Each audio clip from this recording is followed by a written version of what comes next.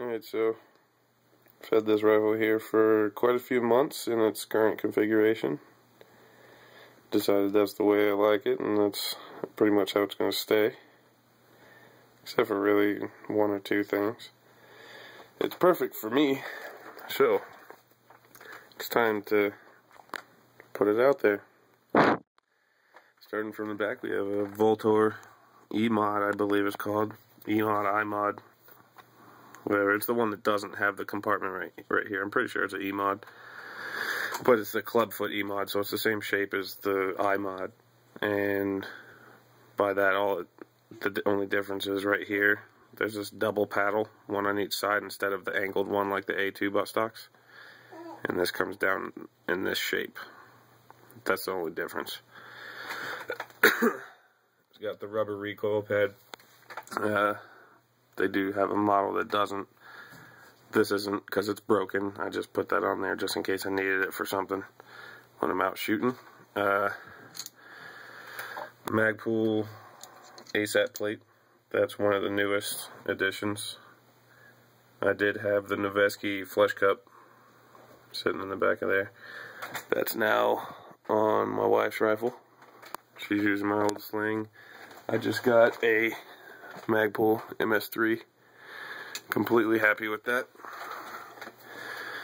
Moving along, we have a Troy battle sight flip up variety.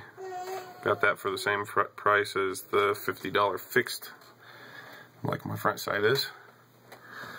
We have a BMC Mod 4 charging handle, Gunfighter Mod 4.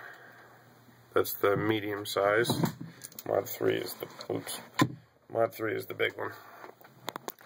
So I got the medium one. Down here we have a Magpul MOE grip that I stippled, if it'll focus.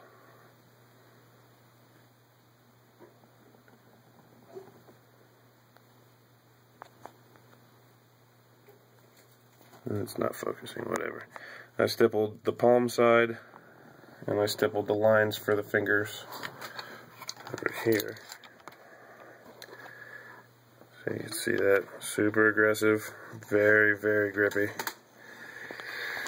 Over here we have, there's a Magpul bad lever. This is a Geissele 3DSG trigger. Absolutely phenomenal trigger. I love that thing. That is the best AR trigger I've ever felt. Not just fired, felt. Like guns and gun shops and stuff, nothing compares to that trigger. And I like the shape of it too, the flat front. That's supposed to make it feel like it's a lighter pull because less of your finger actually, the pad of your finger actually contacts it because it's flat instead of curves. This is a Troy Battle Mag in tan, dark earth. It matches up with the Magpul stuff pretty well. I only have a couple of those because primaryarms.com, same people that got me the awesome deal, $50 for a dark earth folding battle sight. They were having a sale on these battle mags, which that's how it stays. Nothing in the chamber, just in case. But those were like $6 a piece, so I got a couple. I have quite a few P mags. That's what I typically use. That's what's in that one. But these are outstanding. They're fine. They're super cheap. I don't really care for the way they look or feel, honestly, but I have two of them, and they're probably around, I'd say 400 rounds a piece. Never malfunction, so I don't have a complaint with them at all. Magpul enhanced trigger guard, dark earth, just like the rest of the gun pretty much. That is a aim point micro T1 and a LaRue mount. Up here forward a little more we have this is the Viking Tactics. Of course it's not going to focus on that either. That says Viking Tactics right there though. This is the Extreme Battle TRX Extreme Battle Rail for Viking Tactics from Troy. Troy fixed front sight, dark earth. All this green stuff you're seeing are witness marks. They're everywhere. Everywhere. Magpul RVG, which I also stippled. The palm side. And for the fingers again. No reason to stipple them this side. I don't ever even touch that side or the back, because the entire purpose of this is to pull it into my shoulder. Up here we have a Surefire G2X Tactical in Coyote Tan. This is the one that it's only one output. This is not a clicky switch. This is momentary only. And you can turn this to turn it on constant. I like it because it works in that fashion. Not typically how I hold it, but that was only 70 bucks. This mount was $8. Not really much room to complain about any of that. And it's 200 lumens out the front, so I'm completely content with that. There's a Yankee Hill Phantom flash hider. I'll flip it around. You can see this is all built on a Mega Arms lower.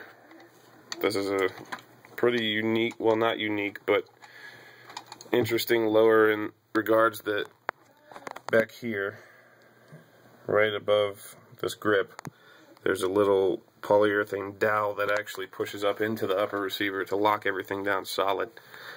And believe me, it doesn't make everything solid. There is no play between the upper and lower receiver because of that. So that's pretty much it. And the one thing I said that I'm probably going to be changing, these rails are so trim and so comfortable and so light all by themselves, they really don't need that. The only reason why this is here is because it's too short, since it's only a 10.5, which it's actually a Spikes Tactical, made to order, 10.5 inch upper. Got really good deal on the whole upper before I tore it all to pieces and put it together the way I see fit. Pretty sure it was 400 bucks or 430 after shipping, I think. So what I'm planning on doing is moving this sight back and putting a Surefire X300 right here and eliminating that. Therefore, all these vents will be open all the way around. Everything will be very streamlined. What X300 is, just in comparison. I don't have one yet, otherwise it would be on the rifle, but I do have a Streamlight TLR1S, which you could see just as an example. That light, flip it upside down and put it in front of that sight. Now the Surefire X300 doesn't quite have as big of a bezel as that, so even though I can still see that sight over top of this bezel, the Surefire is a little bit slimmer, a little bit lower profile, so it will work better. I'll be able to see that entire sight picture without a problem. So that's my rifle. Love this thing. It's so much fun. The only thing to complain about is I'd need a can for it pretty badly, because the amount of unburnt powder in a 10.5 for 5.56.